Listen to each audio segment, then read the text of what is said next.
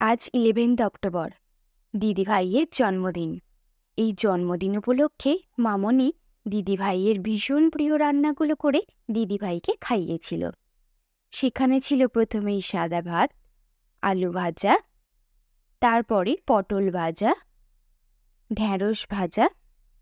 বাসন্তী পোলাও খেতে দিদিভাই ভীষণ পছন্দ করে, তাই মামনি বানিয়েছিল এক্কেবারে ঝুরঝুরি বাসন্তী পোলাও। এছাড়া ছিল বিগ সাইজ ডিমের ডেভিল। ডিমের ডেভিল খেতেও দিদিভাই খুবই ভালোবাসে। তারপরে ছিল কালো জিরে ফোড়ন দেয়া সর্ষে বাটা দিয়ে বাটা মাছের ঝাল। আর বাসন্তী পোলাওয়ের সঙ্গে তো মাটন কারি থাকবেই। ছিল চাটনি, পাঁপড় ভাজা এবং প্রিয় 2 রকমের মিষ্টি। যে কোনো খাবারেই দিদিভাইয়ের শশা চাই। প্রতিটা খাবারই ভীষণ টেস্টি ছিল। দিদিভাই খুব খুশি হয়েছিল। ভিডিওটি ভালো লেগে থাকলে অবশ্যই লাইক, শেয়ার এবং কমেন্ট করে নেবেন। আর আপনি যদি আমার প্রোফাইলে নতুন হয়ে থাকেন, আমার প্রোফাইলটিকে ফলো করে নেবেন।